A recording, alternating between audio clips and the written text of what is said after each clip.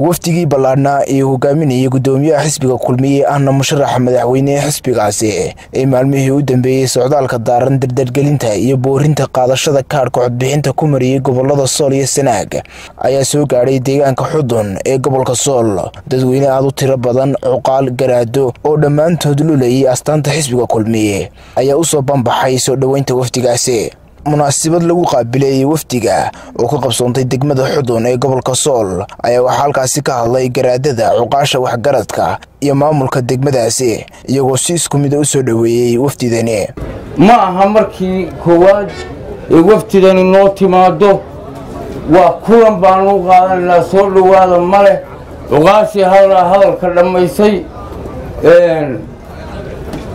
annaga waxay naga taagan tahay halkii ballantu ay ahayd ee aan ku ballannay waayo waxa ku yimaada ama ku soo boqdo dalin ku raba waxaan u qaadanaynaa imaatinkiina iyo kulanka safarka dheer ee aad noo soo gasheen rabitaan. aad iyo aad baan u soo dhaweynayaa waftiga sharafta leh oo wadada dheer soo maray oo ka kooban xisbiga iyo xukuumadda uu hogaaminayo musharaxa madaxweynaha mudane Muuse Biixi. wasiirada khayraadka biyaha warfaafinta xildhibaan indho iyo mas'uuliyiintii waftiga ku wehelinayay socdaalkan ayaa bulshada reer Xudun ku booriyay qaadashada kaadhka codbixinta. waxaan filayaa inay runtii hal wanaagsan isugu yimaayeen wax badan laga wada hadlay waxyaalaha tabanaysan hoos baan u eegaynaa.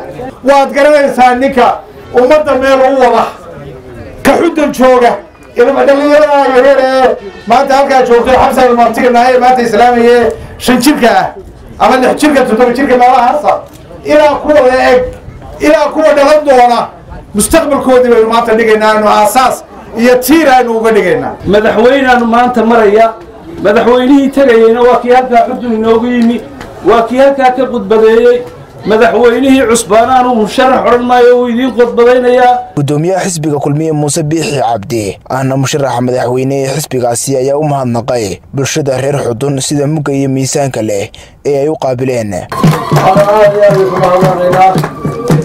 sida gobonimada leh ee gacantooyada leh ee aad noo soo dhaweyseen ee magaalada banaankeeda soo tugteen rag iyo dumar carruur iyo ciroole iyo dabayl xoog leh oo ay soo indhaha kala tuuraysa adkaysiga oo adkaysateen carruurtii u soo saarteen aad iyo aad baan ka mahadnaqaynaa jazakumullahu khayr.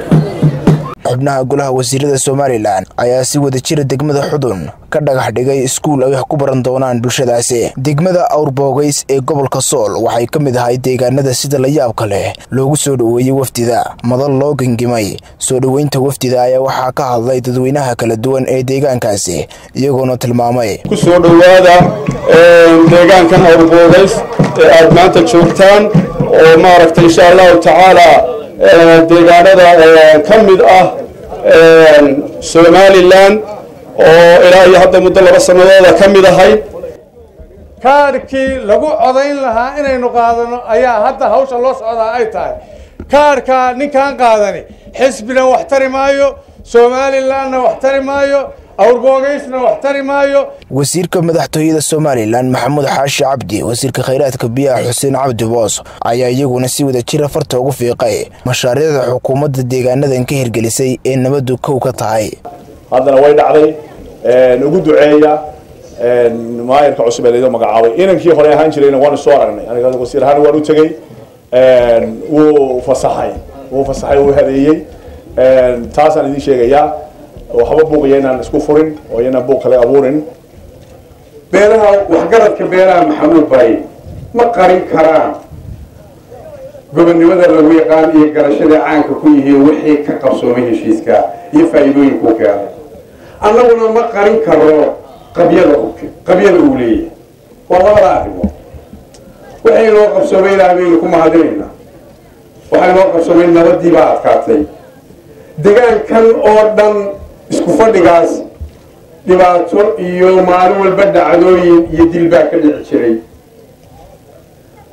tan iyo intii heshiiska aynu galnay dhibaatadana ma dhicin. geesta kale wasiiradu waxay xadhigga ka jareen xarunta saldhigga booliiska ee ay yeelan doonto degmada Awrbogays iyagoona ka waramay heeganka ay xukuumaddu ugu jirto horumarka deegaanada bariga Soomaaliland. Wafdiga ballaaran ee Musharax Muuse Biixi hogaaminayo Guraca Saldhigga waxay soo gaareen degmada Fiqifuliye ee gobolka Sanaag. Oraahyadanina waxay ka mid ahaayeen kuwii reer Fiqifuliye ku qaabileen wafdida.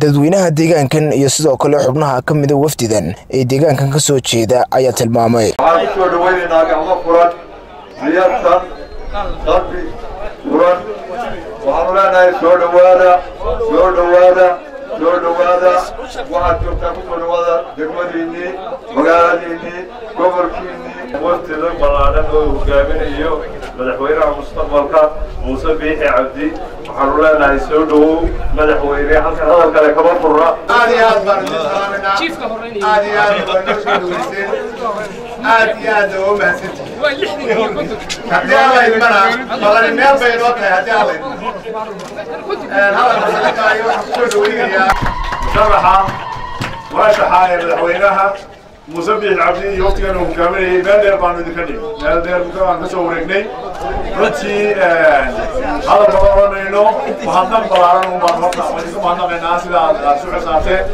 wafdiga ballaaran sidii wasiirkii horeeyey uu sheegay socod dheer baan maanta bilaabnay ilaa 3 cisho ugu dambeysay wax kalena ma soconno waxay ahayd sidii kaalkaashada loo qaadan lahaa ugu dambeyn gudoomiyaha xisbiga kulmiye Muuse Biixi Cabdi ahna musharaxa madaxweyne ee xisbiga wuxuu ballan qaaday in mashaariic tiro badan ay ka yegleeli doonaan xisbigiisu haddii ay ku guuleystaan xukunka dalka. waxaan si aad iyo aad idinkaga mahadnaqayaa anagoo hadlaya magaca wafdiga ballaaran iyo dhammaan daaweynta kulmiye ee ku sugan dalka dibadiisa iyo dalka daafihiisa oo dhan sida fiican ee xamaasadda leh kalgacalka leh ee aad noo soo dhaweyseen aad iyo aad baan idinkaga mahadnaqaynaa jazaakumullah khayr baan leh ilaahay adinka abaalmariyo. waa Cabdisalaan Axmed Caawad Cabdi Jermani Star TV degmada Awrbogays ee gobolka Sool.